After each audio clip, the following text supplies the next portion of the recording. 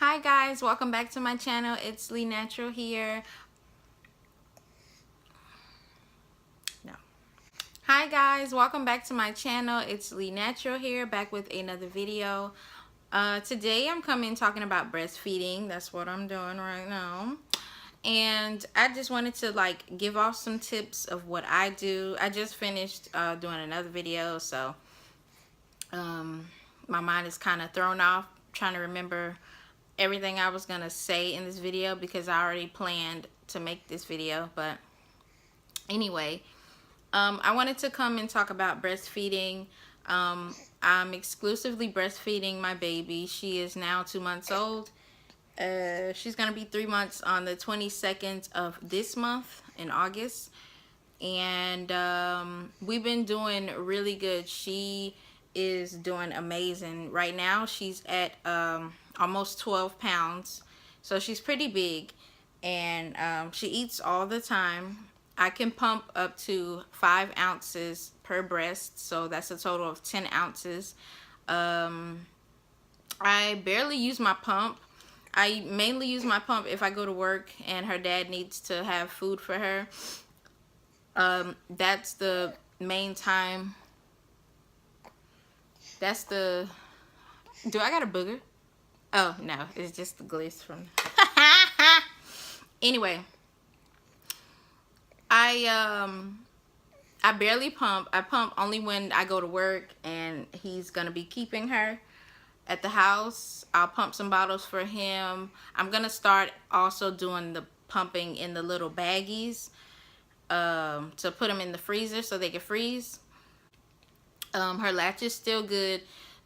She's still having a little bit of trouble like holding on in the middle of the night because she's, sleeping. I feed her throughout the night. And sometimes when she's half asleep, it's hard for her to grasp because she has a tongue tie. And if you don't know about tongue tie, it's when the bottom of the tongue, the string is connected to the tongue to the point where you can't even stick your tongue out or anything like that. If you have, I was born with the tongue tie here. That's how I have my gap, but they call this a tongue tie also. Or if you have there's 3 different types of tongue. There's different types of tongue tie. I can't find the other paper. There's the one when your tongue can barely lift. It's like when she cries, her tongue can barely come out. I forgot what it's called. There's also the one where the tongue, it is, what did she say it was? I still kind of got the pregnancy brain. Yeah.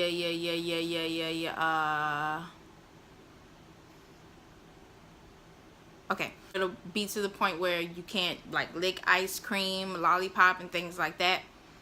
The other one was the gap, when you permanently get a gap. It can cause trouble in your speech in the future.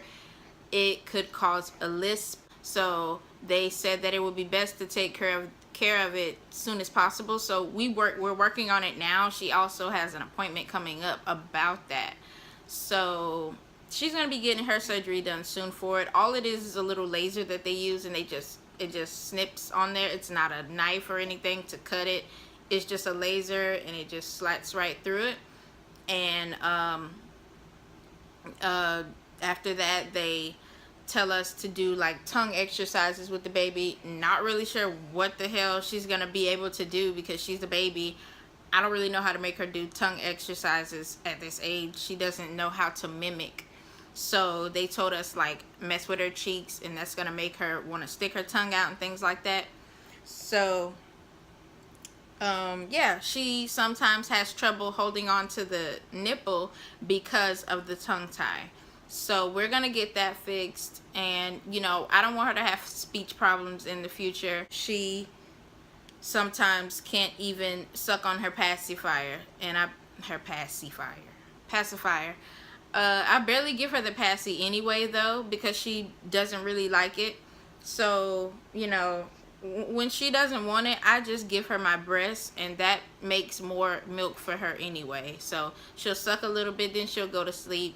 I'll lay her down. Sometimes I pump if I feel like it, just to encourage my breast to keep making more milk for her. There's different ways that I feed her. I feed her like this, in the cradle hold, like this. Sometimes I put her in the football hold. If she's in this arm, I'll have her head this way, and I'm holding her like this if I'm doing something. Also laying in the bed, if I'm laying sideways, I have this boob out, and when I get her, and I just have her feed from me laying sideways. What else? I don't use nipple cream. After a while, once the baby starts getting used to your breasts and eating from you all the time, that soreness tends to go away. So I don't suggest the nipple cream unless it's that painful. You can try coconut oil. I mean, raw coconut oil to me does wonders. It even helped heal my stretch marks. So I used that a couple times when it felt dry and cracked, and I wipe, you know, most of it off so that it's not, you know, getting all in her mouth and all oily and stuff. And that helped me out with the soreness. But I haven't used nipple cream like since the first 2.5 weeks of breastfeeding her. After that, I didn't need it. We got used to the feeding and the pattern and things like that. So I don't use nipple cream, but you can use it. You know, I'm not against it. I just don't use it. Things that I eat to make sure I have a lot of milk. One thing I like putting in my diet is avocados. I don't know what it is about avocados, but I always get a lot of milk when I eat it. It has the good fat in it. They always say that avocados got the good fat, so I guess that's what does it. I drink milk every now and again. Like if I eat a bowl of cereal, I'll finish the bowl of... Ow! Ouch! Girl, that's not funny. So sometimes I'll drink all of the milk out of my bowl of cereal. I eat a lot of asparagus also.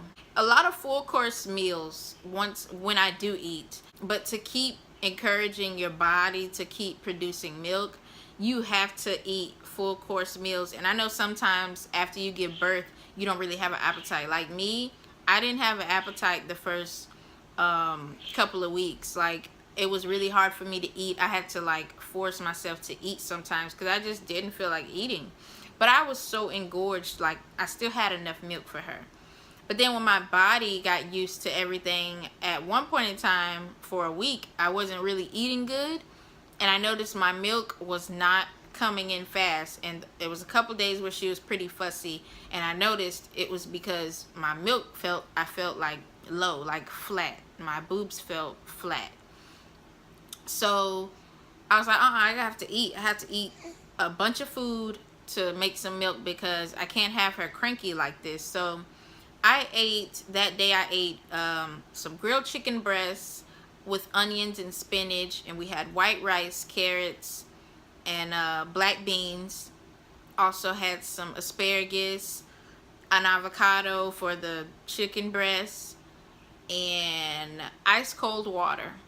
So about 30 minutes passed and I was just filled with milk, like both boobs were full.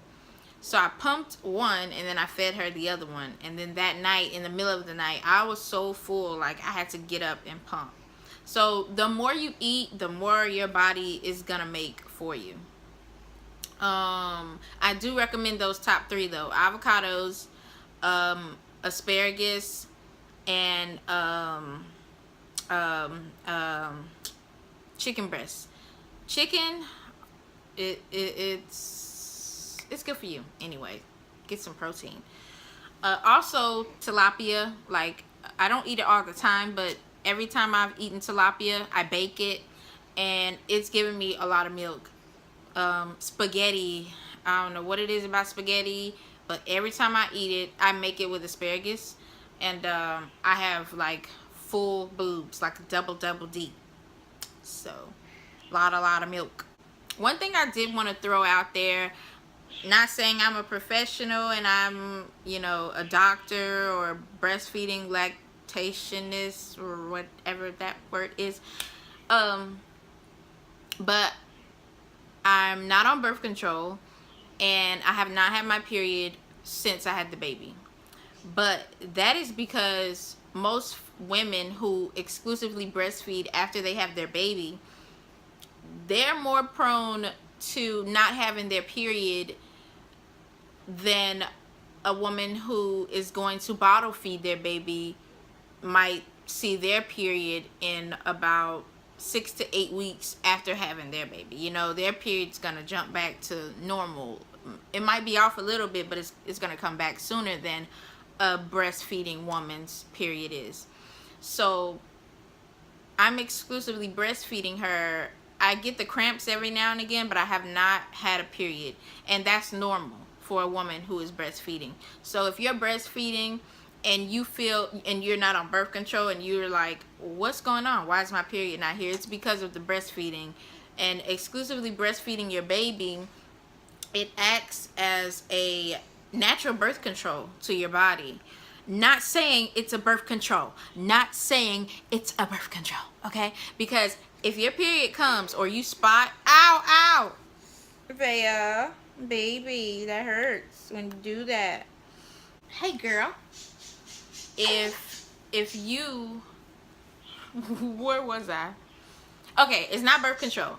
If you see a period and you are breastfeeding, then it's probably because you're not exclusively breastfeeding. And I say exclusively breastfeeding as in you're probably doing breastfeeding and bottle feeding, like giving her formula, like, you know, feeding every now and again, like breastfeeding her at night only, and then during the day you're giving her formula, stuff like that. If your body isn't constantly producing milk how it's supposed to, and your baby sucking from you to make that milk, then you're gonna notice your period might come, or you're gonna, I confuse myself. You're gonna notice that your period isn't there or gonna come if you're exclusively breastfeeding. You're gonna see like, wow, 2 months have passed and I haven't seen my period. It's because you're exclusively breastfeeding, okay? Now, the thing is, once you start ovulating, when you get your period, you know, you start to ovulate, create more eggs and things like that. I can't get into all that stuff because I'm not a professional in that category. But it's something with the period and the body, the way it reacts as a natural birth control. It relieves off some chemical with the ovaries and things like that, where it's telling the body no more eggs right now. It's doing something else to help a, you know what? I'm gonna stop right there because I'm confusing myself. It just, you can Google it. It acts as a natural birth control. You should, I'm not saying that you should, you know, stay that way and not get on any type of birth control. You don't want to have a bunch of kids running around like I do. I got 3. But you don't want to just think, oh, I'm breastfeeding, I'm not gonna get pregnant because I'm exclusively breastfeeding my baby. Hell no. Do what you gotta do. Me personally, I'm just not using birth control because my body rejects everything. And I was on the depot shot. It was horrible, and my body just was not enjoying it. So I figured, you know what, when I have my baby, I'm gonna eat healthy. I'm gonna do what I have to do to take care of myself. I'm gonna always get my physicals, check on myself. Me and him are gonna be careful. I'm just gonna do that because I can't take anything, and I don't want to force my body to do something that it doesn't like. You know, I'm not gonna put my body through that stress. I'm not gonna do it. So I mean, Google it, you'll see. Breastfeeding, it's kind of like a natural birth control. Not saying it's birth control though, okay? but you know, you have less chances of getting pregnant sooner than a woman who just goes straight to formula feeding. So that's what I'm trying to say. Hey girl, you want to show them how big you've gotten? She's gotten really big. And this is all breast milk. Say, this is all breast milk, people. She is almost 12 pounds. So breastfeeding is really awesome, you guys. It's better for the baby. They get that real deal brain food. It's an awesome connection. I really recommend that women breastfeed their baby when they have it. It's natural anyway. What did they do back in the day when they did not have formula? They had to stick their titty in the baby mouth because it was milk leaking from them, and they were like, oh, maybe this is gonna make the baby stop crying. And that's how it happened. Okay, it's motherhood. Okay, it's better. Also, they have a more, not saying that there's anything wrong with babies who are formula fed. There's nothing wrong with babies who are formula fed.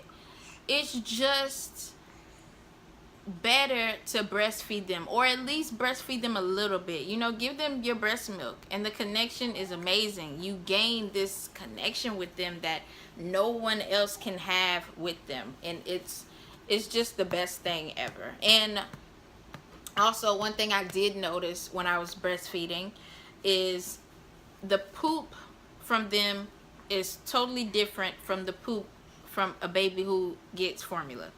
You know, like a formula fed baby poops a lot. Breastfeeding babies, they poop too, but they poop, you know, to the point where it's okay for them. You know what I mean? You know, I'm not gonna say that, but I'm not gonna do that. I'm not gonna, yeah, I don't want anybody to feel like I'm offending them. You know, everybody is different. Everybody has their preferences on what they want to do. If you want to bottle feed your baby, good, go ahead. Either way, they're gonna eat. I'm just saying, breastfeeding is really awesome too, and it's really wonderful, a really awesome feeling. Like, I just can't explain the feeling I get when I breastfeed her. All of my kids, I breastfed all of them. I just think it's the best thing in the world. My top 3 things: eating healthy, eating full course meals, always putting fruits and vegetables in your diet. Number 2, exclusively feeding them, meaning anytime they want to eat from you, let them eat. It's not that they're overfeeding themselves or anything like that. They're just making more milk, or they could just want comfort, and you know, you can give them that. You don't have to feel like you're spoiling them, you know, which my baby is spoiled, but you know, let them suck from you if they want to. Okay. Number 3, drinking a lot of water and making sure you take your prenatals. And with all of that, you should be fine. Also, I don't know if a lot of people know, but breastfed babies need vitamin D drops, and they need that because they're not on formula. Formula has so many different things in it that they put in it, to the point where you won't have to, breast milk kind of lacks the vitamin D. It only has so little vitamin D because I have to put a lot of vitamin D in me to give to her, but it's not a lot, so I would have to give her the vitamin D drops to make sure that she's getting all the vitamin D that she needs. And you just do it once a day. You can get it from CVS, Walgreens, Walmart, anywhere.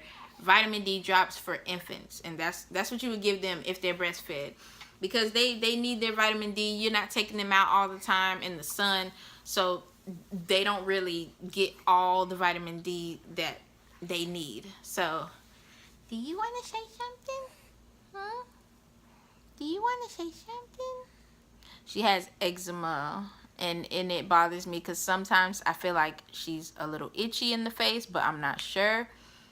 So sometimes I get a little upset when she cries and she's trying to like scratch her face. She puts her fist up like she's boxing or something. But she's been doing awesome. When we've been doing great with breastfeeding. And those are my tips for breastfeeding. I don't think I really gave any tips. I think I was just talking a bunch of junk. I'm sorry. I love you all.